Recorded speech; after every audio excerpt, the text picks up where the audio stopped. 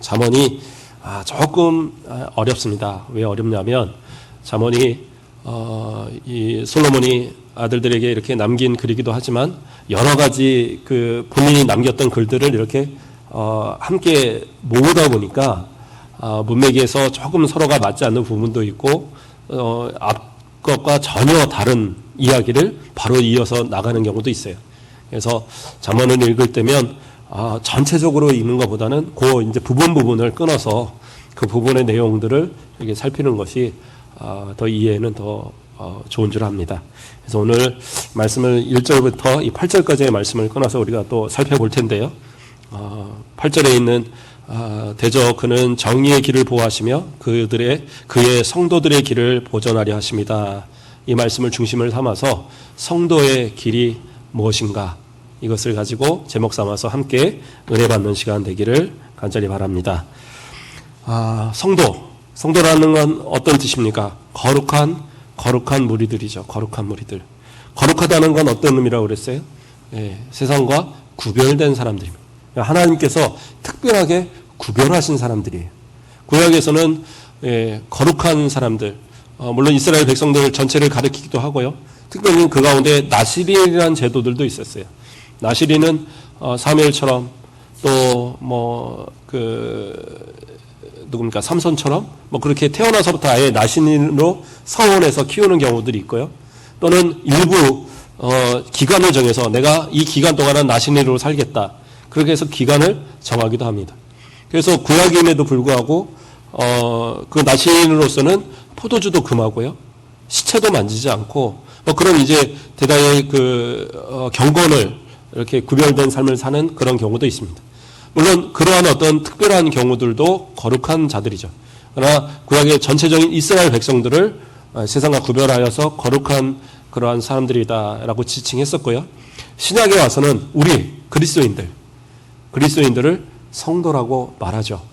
그렇죠? 우리는 다 거룩한 사람들입니다. 하나님의 택하신 사람들, 구별한 사람들, 특별한 존재들이에요. 그러니까 내가 예수를 믿었다는 그 이유 하나만으로도 나는 이미 특별한 사람들입니다. 하나님의 특별한 소유가 된 사람들이에요. 그러니까 이 땅에 살면서 무슨 돈이 없다든가 내 건강이 좀 부족하든가 아니면 우리 집안적인 배경이 좀 안 좋다든가 그런 거 신경 쓰지 마세요. 이미 나는 하나님이 특별하게 만드신 사람, 특별하게 택하신 사람, 특별하게 하나님의 소유로 삼으신 사람들이 그래서 성도라는 이름을 우리에게 붙여주신 겁니다. 집사나 권사, 장로, 안수집사, 목사 이런 직함이 없는 사람을 그냥 성도라고 부르니까 그냥 아무나 성도 되는 줄 아는데 아니에요. 하나님이 특별하게 구별한 사람들, 그들이 성도들이라는 거예요. 그러니까 성도의 길이라는 건 어떤 거예요? 그 특별하게 구별한 사람들이 살아가는 그 길이에요. 하늘나라 저 영원한 천국 갈 때까지 그 살아가는 그 성도의 삶, 이것을 성도의 길이다라고 이야기하고 있는 거예요. 그렇다고 한다면 성도의 길, 하나님이 보호하시는 이 성도의 길은 어떠한 길인가? 본문 5절 말씀을 보면 여호와 경외하기를 깨달으며 하나님을 알게 되리니 라고 얘기하고 있어요. 다시 말해서 여호와를 경외하는 자들, 그들이 여호와를 경외하며 살아가는 삶이 성도들의 삶이에요. 여호와를 경외한다는 것, 하나님을 경외하는 것. 단순히 그냥 저 멀리 계신 하나님으로 여기는 게 아니라 바로 내 앞에 계신 그러한 하나님. 그래서 그 하나님을 두려운 마음으로 그리고 그 하나님을 정말 사랑하고 공경하는 마음으로 하나님을 섬기는 것. 그게 경외잖아요. 우리가 부모를 섬기는 것이 경외하는 마음으로 섬기는 거예요. 그렇죠? 근데 요즘은 보면 부모의 어떤 권위들이 많이 떨어졌어요. 그래서 자녀들이 부모가 말을 해도 다 그냥 자식들 따라서 하면 되지 이런 식으로 이제 말하는 그런 자식들도 있어요. 나이 들었다고. 다 옛날에 내가 가르쳤는데. 그렇죠? 그런데 그래요. 인생을 살다 보면 우리 겉사람은 자꾸 후회하니까 그렇게 연약해져 갑니다. 그러나 자녀들한테 가르치셔야 돼요. 공경하는 그 마음들 그거를 잊지 않도록 가르쳐 주셔야 돼요. 그걸 억지로 이렇게 한다고 해서 배우는 건 아니지만 내가 말 한마디라도 좀 서운해도 서운하다 이 말해서 나를 공경하게 만드는 게 아니라 정말 그 아이들한테 필요한 자녀들한테 필요한 그런 말들로 잘 말해주세요. 그러면 그 말씀들로 인해서 아이들이 변화된다는 거예요. 옛날에 고려장이 있을 때 뭐 그게 실제로 있었다 없었다는 얘기들도 지금은 뭐 주장들이 있는데 그런 얘기가 있잖아요. 전설에. 나이가 옛날에는 60만 넘으면 다 고려장을 했대잖아요. 그러니까 지금 60이면 다 뭐 청춘인데 옛날에는 평균 수명 자체가 60이 안 됐던 때니까 그리고 이제 너무 가난하고 했을 때 그러한 이제 풍습이 있었다는 거예요. 그런데 그 자식이 지게에다가 어머니를 모시고 이렇게 가면서 그 이제 손주하고 같이 이렇게 간 거예요. 가서 저 멀리에다가 이렇게 내려놓으면서 그래도 며칠 먹을 양식하고 이렇게 하고 어머니 안녕히 계세요. 아들은 불효자는 갑니다. 그리고 이제 내려간 거예요. 그러니까 내려가는데 뒤따라오는 아들이 그 지게를 이렇게 또 메고 내려오는 거예요. 그러니까 아버지가 보다가 야, 그거 부정타게 그런 지게 왜 들고 와? 그러니까 이거 나중에 아버지 모시고 갈 때 써야 되니까. 예. 그러니까 거기서 이제 마음을 그렇구나. 내가 이건 잘못이다. 아무리 이게 풍습이라고 해도 내 어머니를 저렇게 하면 나도 그렇게 당할 텐데. 그래. 아들아 미안하다. 그리고 가서 어머니를 다시 모셔 내려왔다는 그런 전설이 있잖아요. 예. 그런 것처럼 내가 하나님을 경외하는 것도요. 자꾸 이렇게 알려주셔야 되고 내가 윗사람을 공경하는 모습을 보이면 또 자녀들도 그걸 보고 배우는 거예요. 내가 하나님을 공경하는 모습을 경외하는 모습을 보여주면 그 아이들도 하나님을 경외하게 돼. 그러니까 그러한 모습들을 좀 나도 실천을 하고 우리 후손들한테 좀 보여줄 수 있는 그러한 모습들, 그게 성도들의 온전한 모습이 아닐까 저는 생각합니다. 오늘 이 경건한 사람들, 그러면 하나님을 경외하는 사람들은 어떠한 사람들인가? 다시 1절 말씀을 제가 살펴보겠습니다. 내 아들아 내가 만일 나의 말을 받으며 나의 계명을 내게 간직하며 라는 이야기가 있어요.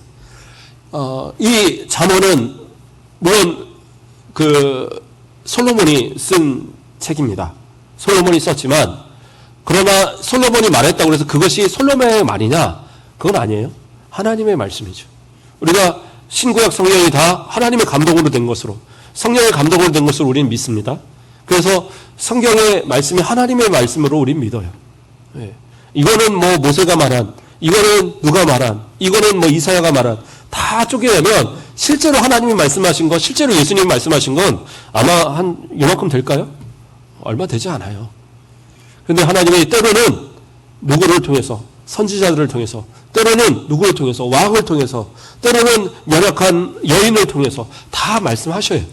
그 말씀들이 모아져서 성경이 되어지는 거예요. 그러므로 오늘 본문에서 이야기하는 말씀도 솔로몬이 나의 계명을 나의 말을 들으라 하지만 이것이 단순히 솔로몬의 말이 아니라 하나님의 말씀을 이야기하는 거예요. 그러니까 우리가 하나님의 말씀을 이렇게 받으라라는 의미로 받으면 이 말씀이 정말 은혜가 되는 줄 믿습니다. 또한 이 말씀을 통하여서 어떻게 해요? 하나님을 경외하는 법을 알게 된다라고 오늘 본문에서 이야기하고 있는 겁니다. 자, 그러면 다시 조금 더 들어가세요. 오늘 본문에서 이야기하면서 나의 말 나의 계명 그러한 얘기와 더불어서 어떤 말씀이 나와요? 이 말씀을 내게 받으며 간직하라 라고 얘기하고 있어요. 그렇죠? 나의 말을 받으며 나의 계명을 내게 간직하며, 그러니까 이것을 소중하게 잘 받으라는 얘기예요. 그러니까 말씀을 들을 때 우리가 그냥 대충 들어서는 안 돼요. 그 말씀이 잘 내게 심어지도록 말씀을 잘 받으셔야 돼요. 그러한 모습이 우리에게도 중요하다는 겁니다. 마태복음 13장 20절에서 21절 말씀을 봉독해 드리겠습니다. 돌밭에 뿌려졌다는 것은 말씀을 듣고 즉시 기쁨으로 받되 그 속에 뿌리가 없어 잠시 견디다가 말씀으로 말미암아 환난이나 박해가 일어날 때에는 곧 넘어지는 자요라고 말씀하고 있어요. 그 씨 뿌리는 비유에서 그 돌밭에 뿌려진 씨에 대한 부분을 이렇게 설명하고 있는 겁니다. 뿌려졌어요. 그래서 그것이 그래서 말씀을 듣고 교회도 와야 되겠고 은혜도 받고 뭐 이렇게 한다 이거예요. 근데 중요한 건 뭐예요? 그 말씀이 뿌리가 잘 내리질 못하니까 말씀을 듣되 그냥 건성건성 들으니까 그 말씀이 내 안에서 뿌리를 내리고 열매를 맺지 못하고 어떻게 해요? 말씀에 인하여 어려움이 오면, 박해가 오면 그때는 신앙 다 잃어버리고 넘어져 버리더라는 거예요. 뜨거운 태양이 비쳐서 고난이 주어질 때 그 돌이 달궈지면 거기서 다 바짝 익어갖고 다 말라버리는 거예요. 우리의 신앙이 그런 모습은 아닌가. 말씀을 할 때 건성건성 받아서 그래요. 그 말씀을 내 가운데 뿌리가 내리도록 정말 아멘, 아멘 하시고 그 말씀에 깊이 이렇게 박혀 있어야 돼요. 그 말씀을 막 새겨 놓으셔야 돼요. 아, 바위 같은데 어떻게 뭐 새겨질까요? 아니요. 강원도 같은데 가보세요. 그 바위산에 나무들이 수백 년을 살아가요. 그 뿌리를 그 돌틈에다가 콱 박여놓고 있으니까 흔들리지 않아요. 하나님의 말씀이 우리 가운데 뿌리를 잘 배겨 있으면 어떠한 시련이 오고 환란이 오고 힘든 어떤 상황이 주어져도 결코 흔들리지 않습니다. 그리고 그것을 통해서 우리는 하나님을 경외하고 하나님의 은혜 가운데 살아가는 사람들이 될 수 있다는 거예요. 그래서 우리는 말씀을 잘 받으셔야 돼요. 어떤 분들은 그런 얘기를 합니다. 말씀을 들을 때에 자꾸 너무 졸리다라는 거예요. 예. 졸린 거 어쩔 수 없죠. 저도 제가 이렇게 설교를 하니까 안 졸지 설교하다가 졸 수는 없잖아요. 근데 어떤 목사님은 새벽에 졸았대요. 졸아갖고 설교를 하다가 주기도문을 딱 외우는, 마지막 주기도문을 외우는데 주기도문을 딱 외우다 보니까 깜빡하고 보니까 주기도문을 내가 다시 외우는 것 같더래요. 기분에. 그래갖고 이거 실수했구나. 그러고 이제 성도들한테 이제 끝나고 나서 죄송합니다. 제가 이렇게 깜빡 졸아서 그걸 다시 이렇게 했나 봅니다. 그랬더니 목사님 5번 다시 했는데요. 목사님도 졸 수도 있죠. 그런데 앉아있으면 더 졸리더라고요. 저도 앉아서 설교 듣다 보면 가끔은 막 주리를 틀고, 그래서 저는 너무 졸리면 저 뒤에 가서 그냥 서 있어요. 서서도 듣습니다. 그러면 서서 졸진 않잖아요. 물론 서서 졸은 건 어쩔 수 없어요. 그런데 그렇게라도 말씀을 자꾸 듣기 위해서 노력하셔야 되고, 내가 그럼 오늘 말씀을 못 들었는데 어떡하나. 그래서 방송 시사를 만들었어요. 다 우리 홈페이지에 다 올라갑니다.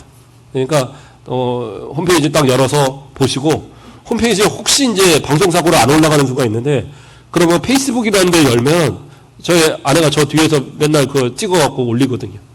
뭐 저것도 다른 거 올리는 거 아니에요. 전도 차원에서 올리는 거예요. 그래서 순천에 있는 분들이나 이런 분들이 이렇게 젊은 분들이 활동하다가 이렇게 보고 하도록 그렇게 해서 올리고 있는 건데, 어쨌든 그렇게 해서 말씀을 자꾸 기회를 가지고 들으셔야 돼요. 오늘 못 들었으면 혹시 교회를 못 나오는 상황이 있으면 인터넷 통해서라도 들으셔야 돼요. 그때 누가 그러시더라고요. 저 그래도 인터넷 통해서 말씀을 다 들었어요. 그때 뭐 아파서 못 나오신 분이 그 얘기를 하더라고요. 얼마나 감사한지. 그래요. 말씀을 자꾸 들어서 그 말씀이 내게 자꾸 새겨지도록 그렇게 노력하셔야 돼요. 또 어떤 분들은 얘기합니다. 나는 말씀을 잘 듣는데 그런데 말씀이 하나도 기억이 안 나네요. 그것도 뭐 어떻게 보면 은혜예요. 말씀을 다 맨날 듣는 대로 기억을 하면, 목사님이 한 20년 설교 만약에 달인으로 설교한다. 20년 동안 하나도 다른 본문만 할 수는 없잖아요. 그럼 가끔은 또 똑같은 본문이 나갈 때도 있는데 설교는 다를지라도, 그러면 그거 뭐 몇 년도에 몇 대 주에 이거 했던 설교인데 목사님 또 하셨네 이러면 얼마나 참 그러겠어요. 그러니까 잊어버리는 것도 참 은혜인데, 그렇다고 다 잊어버리면 안 되잖아요. 중요한 말씀들은 기억을 해야 되는데, 그래서 자꾸 잃어버리면 때로는 믿음이 약한 분들은 믿음이 안 생겨요. 그러면 어떻게 해야 돼요? 그래서 저는 그냥 일주일에 한 번만 가서 그냥 예배 드리고 그걸로 그냥 들었다 치고선 살아요. 안 돼요. 하나님께서 언제 말씀으로 내게 은혜를 주실지 몰라요. 성령께서 내 가운데 언제 말씀으로 은혜를 주실지 모른다고요. 그러니까 내가 지금은 좀 부족하면 부족할수록 더 들어야 돼요. 더 말씀을 더 새겨야 되고. 그렇죠? 이렇게 오후 예배 나오셨으니까 더 강조해서 얘기하지만, 오늘 내가 어쩌다가 목사님 설교 한번 듣겠다고 오후 예배 왔더니 또 다음번 더 빠지면 또 안 된다고 그러시네. 이게 응답이라고 생각하세요. 그리고 이왕 이렇게 오후 예배 시작했으면 수요 예배도 또 도전하시고, 수요 예배 저는 다 나오는데 그럼 새벽 예배도 한번 도전하시고, 요즘에 새벽 예배 한 번씩 도전하시는 분들이 있어서 얼마나 이쁜지. 뭐 한 번 나오고 가서 쓰러진 분도 있긴 한데, 이렇게 뭐 나오시면 좋잖아요. 뭐 매주는 못 나와도 뭐 정말 막 벽지를 긁어도 잠이 안 올 때가 있잖아요. 저도 어제 새벽에 막 잠을 자는데 잠이 안 오더라고요. 막 그래 거의 바닥을 긁다가 또 우리 강아지가 옆에서 와서 건들면 밀어냈다가 그러다가 너무 더우면 또 창가에서 한번 있다가 뭐 그러다가 아주 밤 보내고 뭐 그렇게 했어요. 그런데 잠이 안 오는 날이 있더라고요. 그래도 새벽 예배 와서 또 은혜가 뜨면 그게 또 하루를 살아가는 힘이 되는 거예요. 그러니까 정말 잠이 안 올 때는 와서 새벽 예배 드리시고 아니 그래도 어떻게 잠 안 올 때만 드립니까? 그러면 일주일 하루 정도 정하시고 그래도 내가 오늘 이 하루는 가서 새벽 예배 들어보리라. 그러면 얼마나 좋아요. 말씀으로 한번 시작하고 길게도 안 합니다. 한 20분 예배 드리니까 그리고 또 열심히 기도하면서 하나님 오늘도 은혜 주세요. 그리고 살아가면 돼요. 어쨌든 그렇게 해서 말씀을 자꾸 들을 기회를 만드셔야 돼요. 아, 목사님이 은혜 되게 하셔야지 은혜가 되죠. 예, 그것도 말이 되긴 해요. 근데 목사님들이 설교 준비할 때 열심히 하거든요. 쉽게 하는 방법도 있긴 합니다. 그냥 뭐 만들어진 설교 갖다가 그냥 조금만 고쳐갖고 하면 할 수는 있는데 그래도 목회자 양심으로 그건 아니다 생각해서 정말 열심히 만들거든요. 그리고 말씀을 잘 해서 어쨌든 듣도록. 그리고 혹시 좋은 분들 있으면 가끔 재미있는 얘기도 하고. 그렇죠?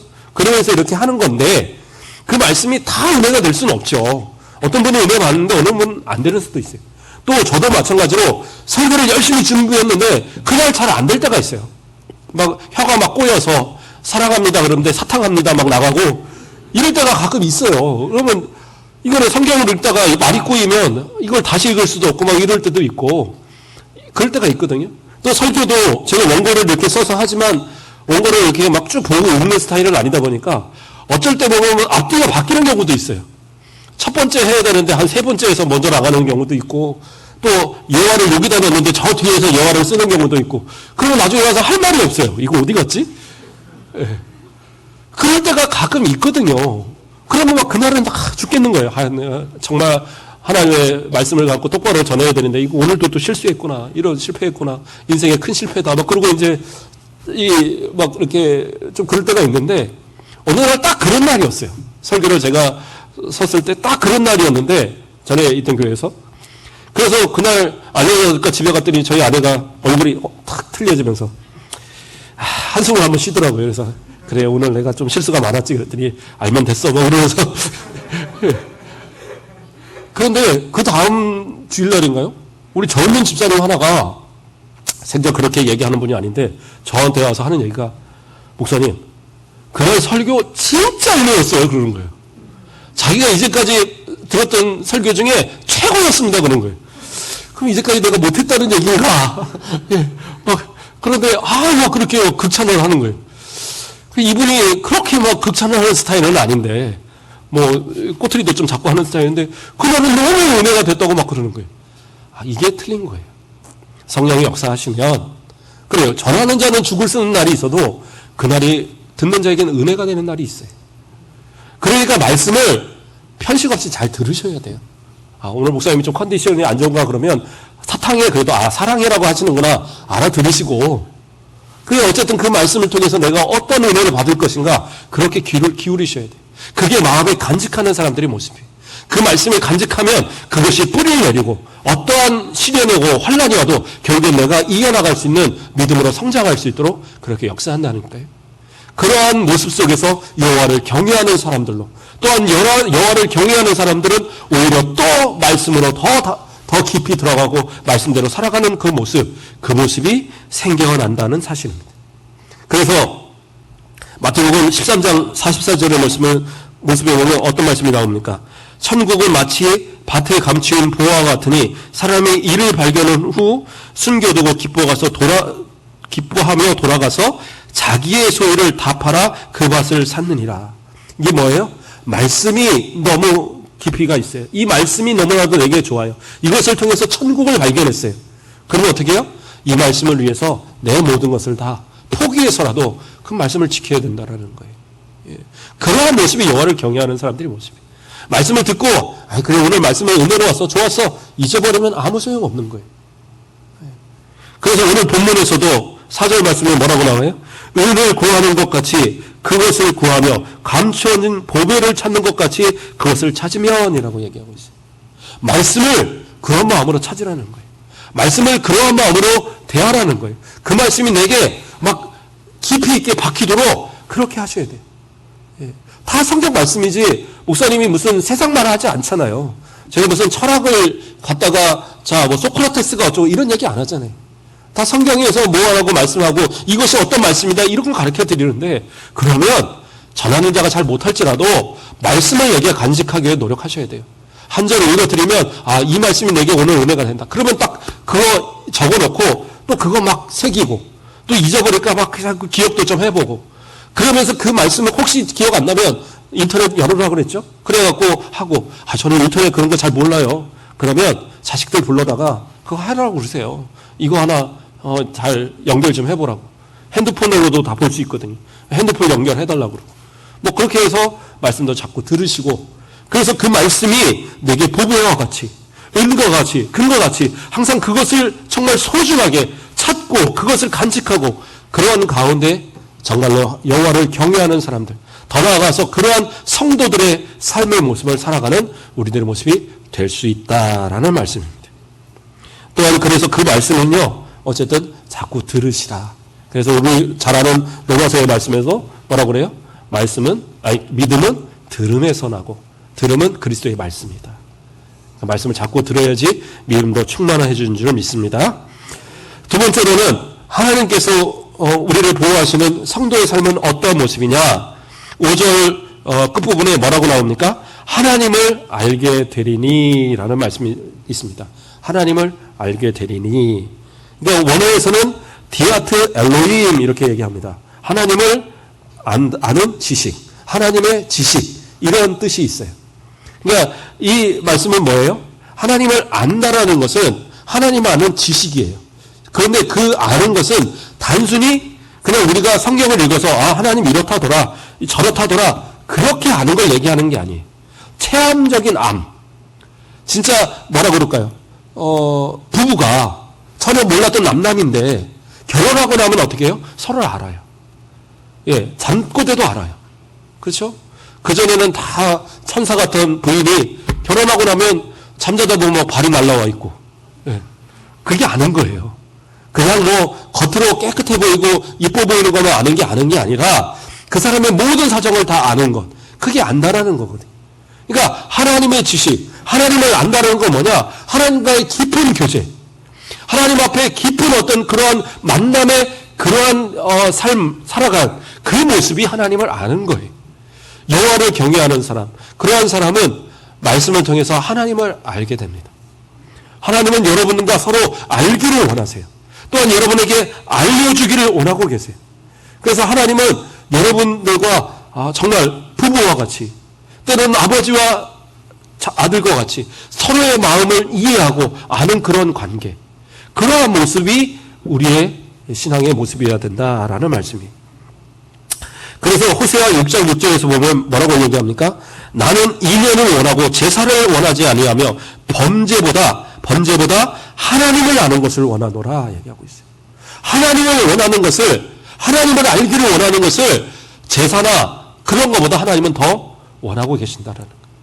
그러니까 좀 알으라는 얘기예요. 알으라고. 그래서 호세아 6장 1절에 3절을 다시 봉독해 드리면, 오라 우리가 여호와께 돌아가자.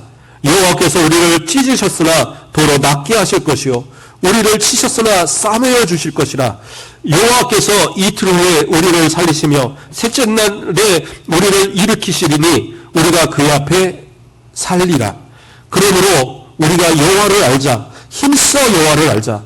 그의 나타나시면 새벽빛같이 어김이 없나니 비와 같이 땅을 적시는 늦은 비와 같이 우리에게 임하시리라 하느니라. 뭐라고 하고 있어요? 여호와께 돌아가자.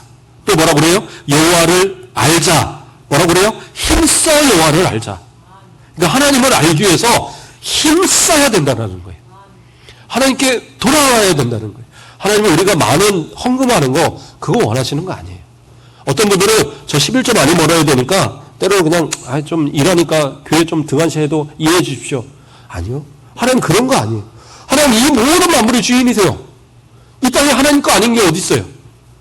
예, 제가 새벽에도 설교하면서 얘기 드렸지만, 우리가 우리가 생수 같은 거 사 먹잖아요. 내 돈 주고 사 먹다고 내 건가요? 아니에요. 그 물 어디서 납니까? 땅 속에서 물 파내는 거예요. 그래 파고 병에다 담아갖고 거기다 이득 붙여서 우리에게 주니까 이걸 돈으로 사먹는 거지 그건 내 거 아니에요. 하나님이 주신 거예요. 그렇잖아요. 그러면 수돗물은 제가 수도세 하니까 제 거죠? 아니 그것도 아니에요. 예, 한강물 퍼다가 이게 걸러갖고 그냥 관을 통해서 우리 집에다 보내주는 값을 내는 거지. 그렇죠? 돈 안 내고 먹을 수 있잖아요.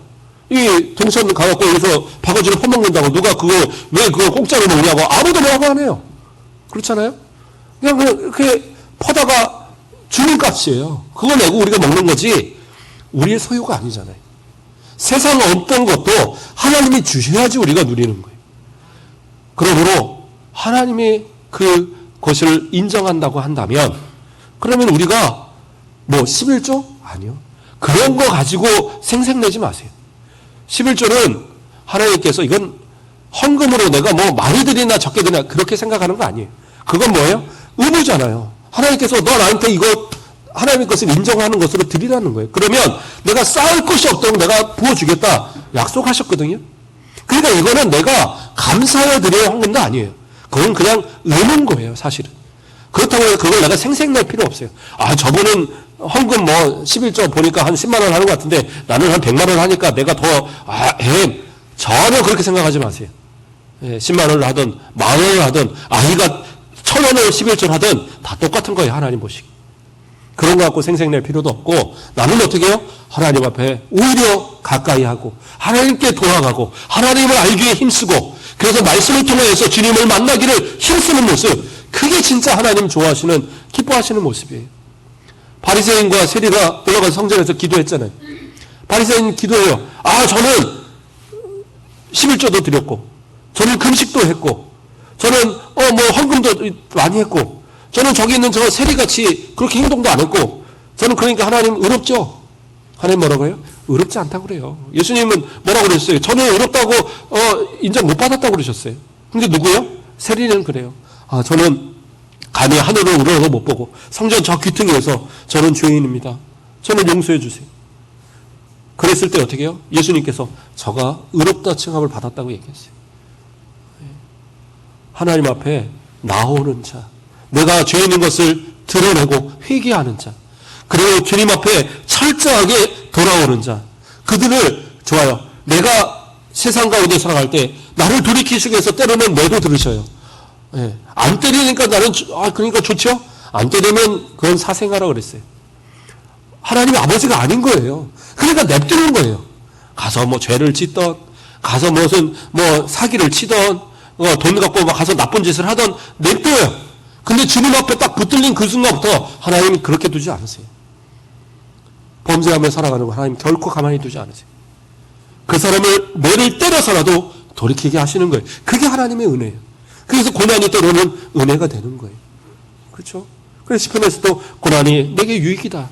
이래서 내가 하나님의 율례를 알았다고 얘기했어요. 하나님의 말씀을 온전히 깨닫는 그러한 역사로 때로는 매도 들으셔요. 그러나 우리가 돌아오면 어떻게 해요? 싸매 주신다고 그랬어요. 돌아오면 어떻게 해요?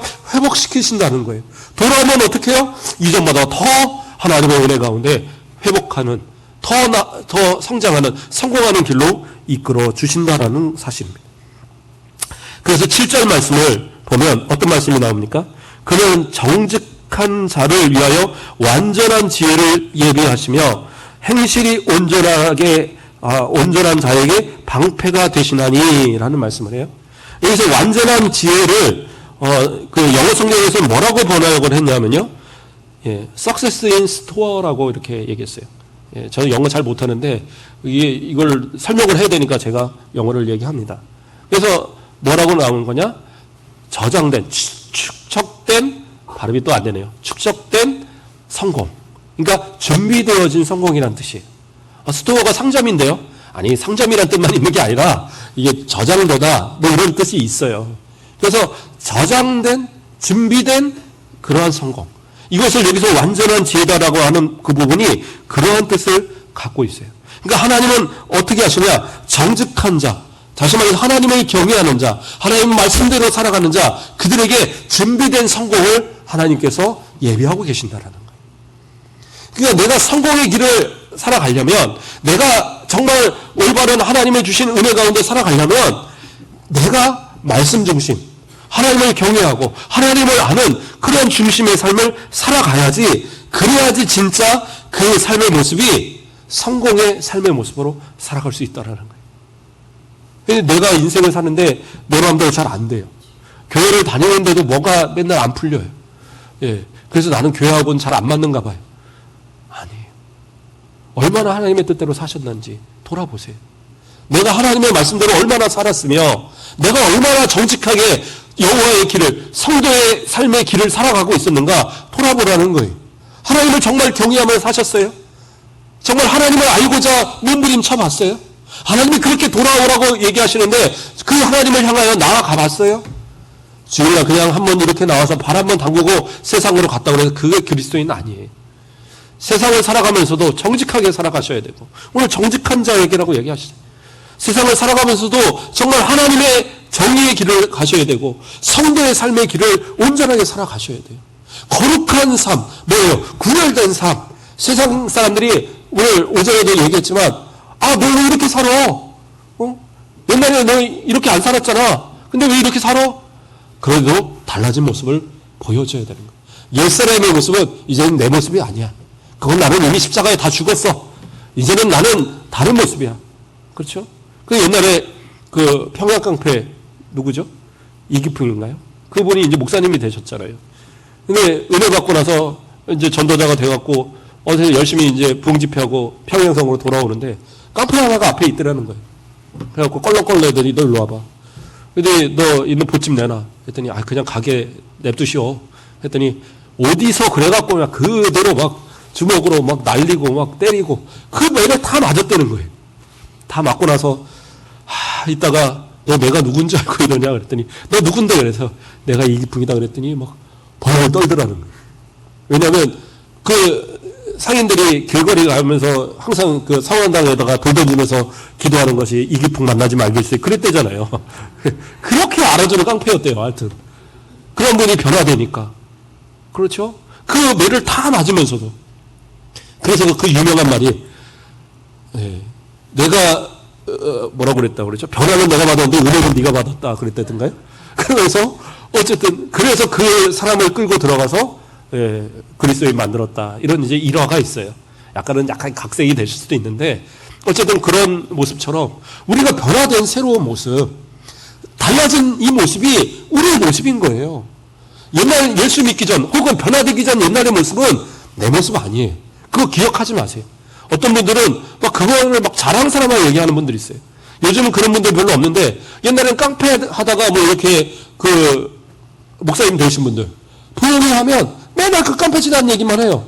어디 가서 내가 때려 부셨고 누구를 가서 때렸고 뭐 어디 가서 나쁜 짓 했고 그리고 마지막에 가서 이제 변화됐습니다. 그건 은혜 아니에요. 네. 정말로 변화된 사람은 과거의 모습은 다 잃어버려야 돼. 이제부터가 내 새 모습이에요. 그러니까 지금 우리 권사님들, 우리 집사님들, 장로님들 지금 모습이 내 모습인 거예요. 옛날엔 제가 왕년에 미스코리아 같이 이뻤고 그건 다 잊어버리시고요. 주님의 복음으로 이쁜 이 지금이 최고의 미인인 거예요. 옆에 한번 보세요. 다 미인들 아니세요? 예수님 닮았잖아요. 예수님 닮은 모습이니까. 아닌가 봐요. 예수님 그렇게 저렇게 생겼으면 난 안 돼요. 막 그러는 아니에요. 예수님 다 그렇게 생기셨어요. 우리가 맨날 그 서양화 그림으로 그린 예수님만 봐서 그렇죠. 예수님도 동양 계열입니다. 이 이스라엘이 동양에 속하지 이게 아시아에 속하지 이것이 서양에 속한 곳이 아니에요. 그러니까 지금은 이제 얼굴들이 다 서구화되고 이렇게 이스라엘이 섞여서 그렇지만 중동 사람들 이렇게 보세요. 아시아권의 얼굴들이 남아 있어요, 많이. 그런 것처럼 이스라엘에서 예수님의 얼굴도 그냥 어떤 사람이 뭐 이렇게 추정을 해서 했는데 수염이 막 덥수룩하고 얼굴은 좀 이렇게 하고 동양 사람 비슷하게 해놨더라고요. 진짜 그렇게 생길 수 있어요. 별 볼 일 없어 보일 수 있어요. 그런 예수님. 그러니까 우리도 서로 보면서 그래 내가 예수님 닮아서 이런 모습인가 보다. 그리고 그렇게 생각하세요. 저는 맨날 거울 보면서 그렇게 생각하거든요. 예수님 닮아서 난 잘생겼다고. 그래서 맨날 잘생겼다고 얘기를 하니까 옛날에 주일학교 아이들이 뭐 그래요. 제가 항상 하는 얘기가 그거거든요. 얼굴 되지 몸매 되지 인격 되지 목사님은 된다. 그러니까 어떤 아이가 그 조그만 수첩에다가 써놨더라고요. 나중에 지나가다가 내 무지개 봤는데 목사님은 돼지다. 이렇게 해서. 그래서 저는 아주 아이들한테 아주 강요를 합니다. 제가 유치원 가르치고 뭐 중고등부 가르칠 때는 너희들은 최고는 정호세 목사님이어야 된다. 맨날 얘기를 해요. 왜 그러냐? 말씀을 전하는 자가 내가 최고로 얘기해줘야지 그 말씀도 내가 최고가 되지. 목사님이나 전사님에 대해서 신뢰 못하면 말씀이 신뢰가 안 돼요. 그래서 제가 정말 그렇게 강요를 했더니 고3짜리 여자애 하나가 우리 진짜 오늘 가 보니까 우리 목사님이 너무 잘생겨 보이더래요. 그래갖고 그 사진을 친구들한테 보여주면서 우리 목사님 잘생겼다 그랬다가 그날 몰매 맞을 뻔했다고. 어디서 거짓 프로한다고. 그렇게 해서라도 말씀이 전해지기를 원하는 거예요. 그러니까 예수님 닮은 모습이다 생각하시고 목사님도 그리고 권사님도 예수님 닮은 모습, 우리 집사님도 장로님도 다 예수님 닮은 모습. 그래서 나중에 어떻게 서로가 뭘 하든 간에 저 사람이 예수님이구나 그 생각 가지면 싸울 일도 없을 것 같아요. 서로가 항상 협력하게 될 것이고 서로가 서로를 위해서 기도하게 될 것이고 어떻게 해서는 예수님을 위해서 내가 대신 십자가라도 지고 싶은 마음이 있지 않겠어요? 그러면 예수님을 위해 더 헌신하는 모습이 될 거고 그러한 삶의 모습이 우리 가운데 있기를 소망합니다. 말씀을 정리합니다. 성도의 길은 어떤 길입니까? 말씀대로 살아가는 모습이 성도의 길입니다. 말씀을 통해서 여호와를 발견하고 말씀을 통해서 여호와 경외하기를 깨닫고 그래서 여호와를 경외하는 모습 또 여호와를 알고 여호와께 나아가는 모습 그리고 또 말씀을 또 깊이 알아서 말씀대로 순종하며 나아가는 모습 그 모습을 통해서 그것이 성도의 삶의 모습을 살아가는 것이고 성도의 길을 나아가는 것이고 결과적으로 하나님께서 어떤 축복을 성공적인 하나님의 준비하신 성공을 허락하시는 은혜를 누리게 된다는 사실이 오늘 또 이 말씀 가지고 일주일 살아가면서 성도의 삶 사시고요. 구별된 성도다운 삶 사시고 그곳에서 정말 성공의 삶을 누리시는 저와 여러분 되시길 주님의 이름으로 축복합니다. 기도하겠습니다. 사랑하는 하나님 감사를 드립니다. 우리를 사랑하여 주셔서 우리가 말씀을 듣고 또 이 말씀을 음과 같이 글과 같이 보화와 같이 우리의 마음에 간직하고 새길 수 있도록 인도하심을 감사를 드립니다. 날마다 말씀을 삶을 통하여 실천하는 우리들이 되게 하시고 말씀을 들은 대로 여호와를 경외하는 자가 되게 하시고 말씀을 들은 대로 날마다 여호와께 나아가고 하나님을 누구보다도 잘 알고 누구보다도 가까이 하고 누구보다도 하나님과 동행하는 삶을 살아가는 우리의 모습 되도록 축복하여 주시옵소서. 주님께서 예비하신 그 성공, 준비하신 성공의 삶을 허락하시는 은혜의 성도들 되도록 축복하여 주시옵소서. 감사하며 예수 그리스도의 이름으로 기도드립니다. 아멘.